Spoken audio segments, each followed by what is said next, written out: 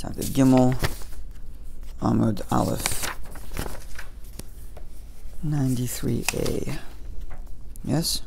The last two lines.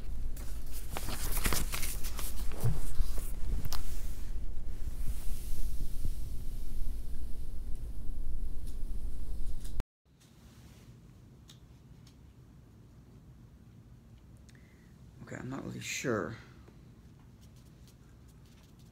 what's the segue to this next piece of Gemara. Is it Rav Tanchum speaking before? It's not. But the Gemara segues into a different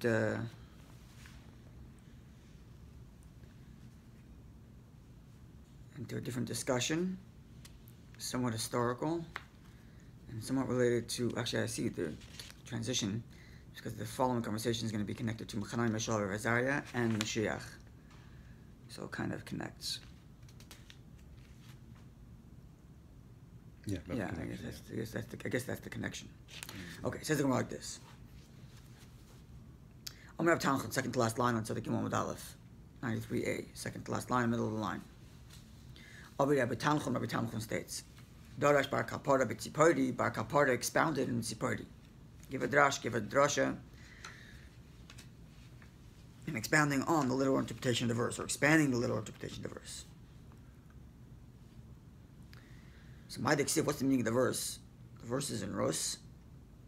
And the verse says, Sheish hasa'orim, the 6 kernels of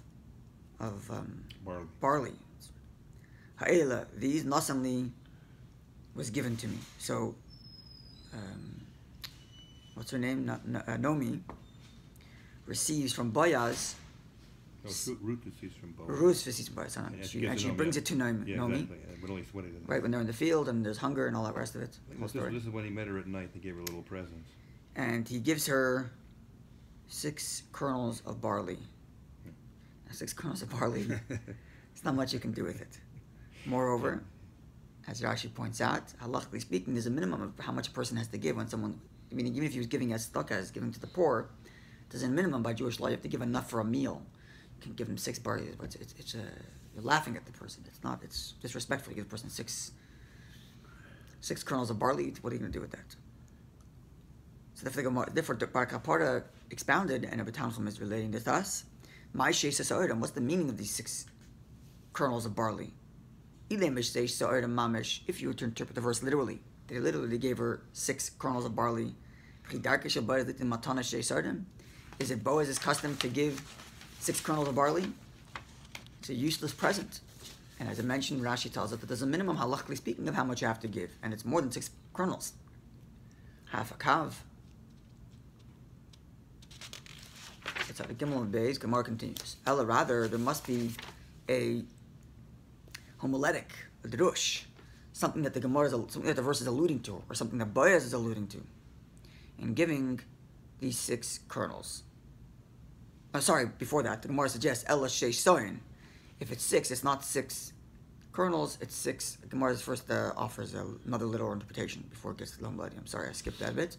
But Ella sheish soin, rather, the Gemara suggests perhaps it's 6 saw. So as opposed to saying 6 kernels, it's 6 measurement of kernels. The 6 measurement itself is very heavy.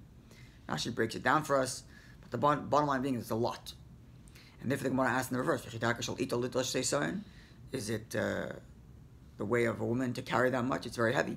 So if it's 6 literally, it's too little for Boaz to give. If it's 6 measures, then it's too much for the woman to carry.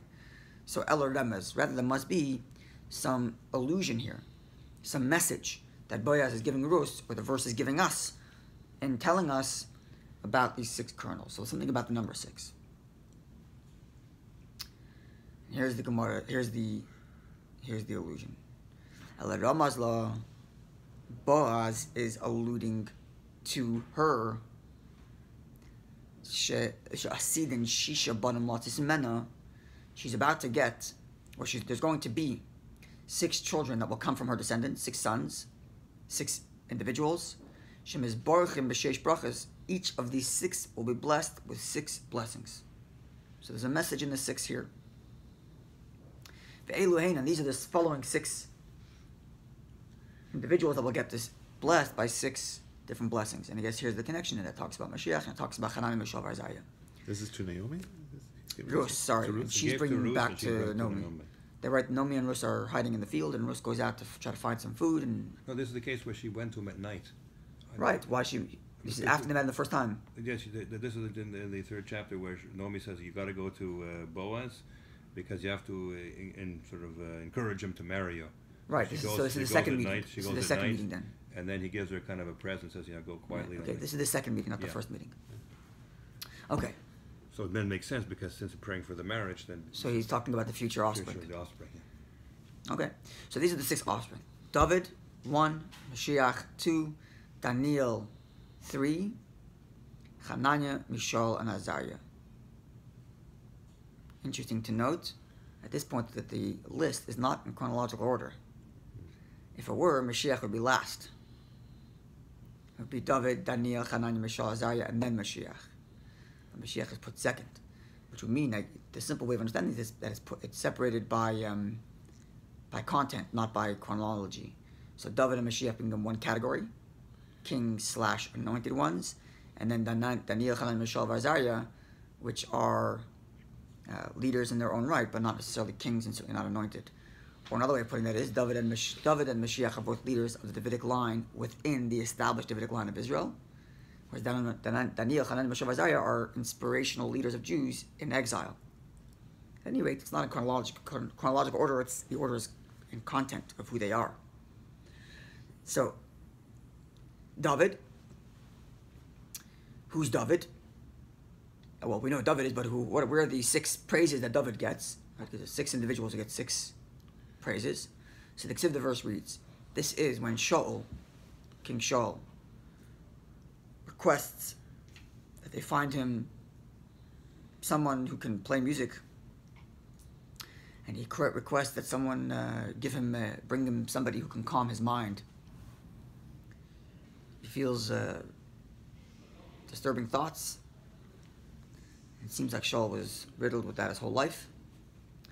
I mentioned this yesterday, and I've even found it written that those who would like to suggest that Shaul is the first written case of someone who suffers from some mental illness, and that he's constantly, well, first of all, we know that he has his behavior, even the verses, extreme jealousy, extreme joy, and he's requesting that they bring him somebody who can play music to calm him down, to relax his mind, kind of thing. So his advisor Doeg, the Gemara is going to identify for us that the person speaking is Doeg, but at the moment the verse doesn't say so explicitly, but it's going to tell us in a minute. So Doeg tells Shaul, I found you the perfect boy, found you the perfect lad to help you with this problem. Vayan echad min ha'arim, and one of the young lads in Shaul's council tells Shaul the following, and as we'll identify soon, this young lad is Doeg. Vayomer, and this young man in the council of Shaul says as follows: Hinure Isai, I've hereby found, and this is actually where David is first introduced into scripture. I found Ben Yishai, a son to a gentleman named Yishai. He's the great grandson, of course, of Ros. Beis Halachmi, who comes from the town of Beis Lechem. And here are the 6 praises. Yedea Nagan, knows how to play music. 1. Gibor Chayil, strength or valiant soldier. 2. Ish Milchama, man of war. 3. Novan Davar, understanding of matters. That's 4. Ish Tayar, a man of stature or a man of title. 5. Ba'Hashem Imay, and God is with him. 6. So there are 6 praises described for David, Gomer, etc. So the Gemara could have gone to the next of the 6 people and tell us the 6 praises, but the Gemara stops here for a second and analyzes the situation. First, the Gemara says as follows: Yehuda said the name of Rav. Kol HaPasuk Hazeh, this entire verse, which describes 6 praises of David when he's first introduced, or first told about to Shaul as a potential candidate for this position. So this entire pasuk, like Amru Doeg El B'Lashon Hara, Doeg, who's the one who's speaking, he's the one on Shaul's council who suggests to hire David. I think Gemara will identify it later how we know that. But when Doeg is speaking, he's speaking on Lashon Hara, he's speaking for evil intent. Meaning to say, his entire purpose in praising David is just to provoke Shaul into jealousy. They eventually kill him, yeah. And then eventually, that's what eventually what happened. He did become jealous, right? David befriends Shaul's son, Yonasan. A jealousy ensues, and he ends up killing him. Good day. No worries. Good day. So the Gemara explains. Yedei Nagan, he knows how to sing. This means he knows how to ask good questions in Torah. Gibar, he's strong. Shedei Lahashim knows how to respond in Torah. Each of those are an individual talent. Knowing, they used to say, at least when I was taught in yeshiva, they tell us that if you ask a question that one of the commentaries ask, it means you understood the Gemara properly the first time. Even if you don't know the answer, but the fact that you do the question that a commentary asked means that you're already on track. And then a separate talent is Gibar, strength, the Hashem knows how to answer. And then a third talent, Ish Melcham, man of war, he knows how to go back and forth in Torah. So asking the question is one talent, answering the question is another. And then a third talent is knowing how to properly converse in Torah. Not just one-way conversations that question and answer, but knows how to consider different angles, knows how to react, counter-argue. Ish Tayar, the fourth praise, what is it? The man of stature, a man of title. Or actually appearance too. Yeah, Tayar could be appearance, physical appearance, or metaphorical appearance as in title, it could be either. It's handsome. Yeah, that could be the literal meaning. Shamar upon halacha, he shows direction in halacha, which means his learning is not just in the abstract, but his learning is directed at resolving cases that are on the ground. V'nova davar, understanding of matter, that was the fifth praise. Shemevin davar mitach davar, which means to say, literally, means he understands one thing from within another.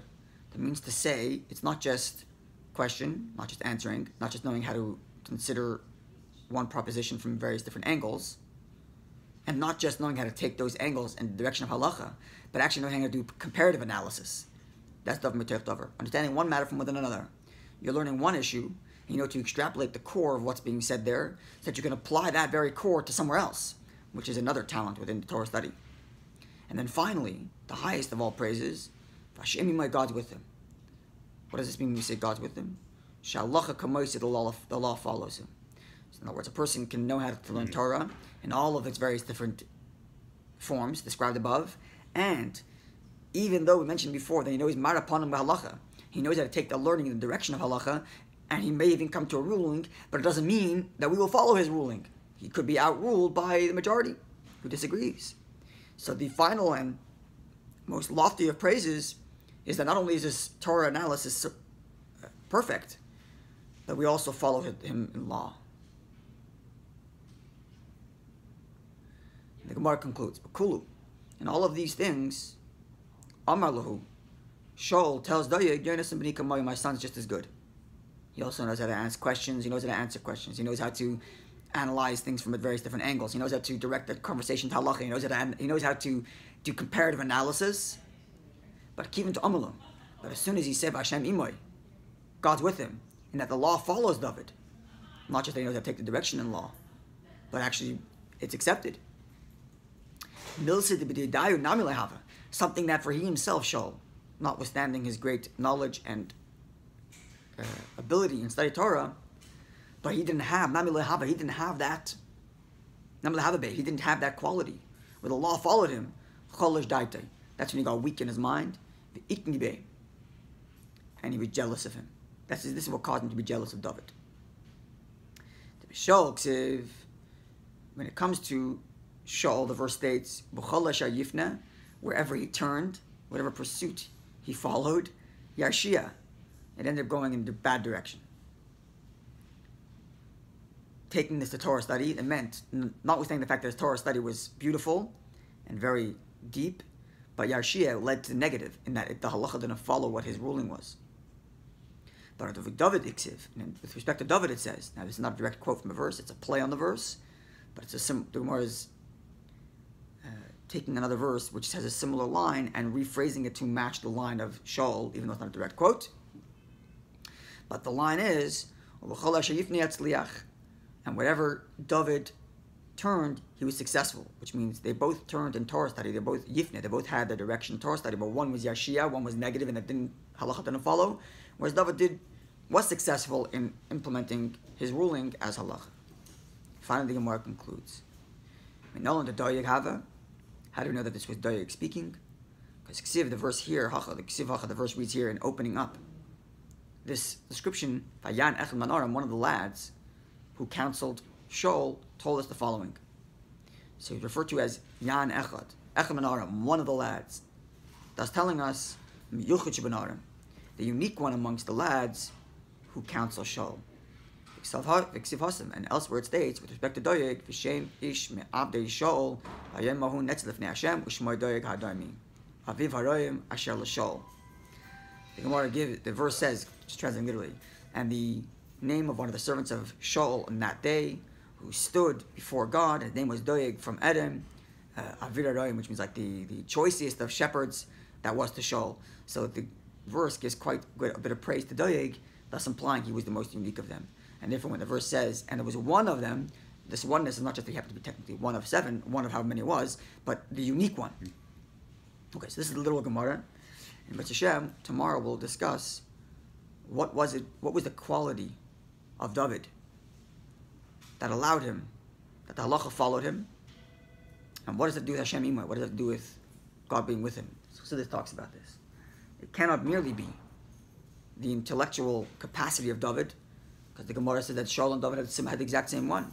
Shaul says, I have all of them. The only thing I'm lacking is halacha is like me, which means halacha follows somebody not necessarily, or not only based on halachic, on intellectual analysis and capability, because Shaul and David were equal in that regard.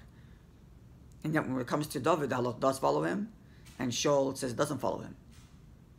And specifically, what does it mean? Because God's with him. Hashem imai. So God willing, that coming tomorrow, and then we'll really get a deeper understanding of Shaul's jealousy, not just merely that the halacha didn't follow him, but there's a certain quality of Hashem Imai, God being with him, that's above and beyond mere intellectual prowess, which allows the halacha to follow him, and thus caused Shaul have a deep jealousy to the point they ended up killing him later. That to come tomorrow in B'ez Hashem.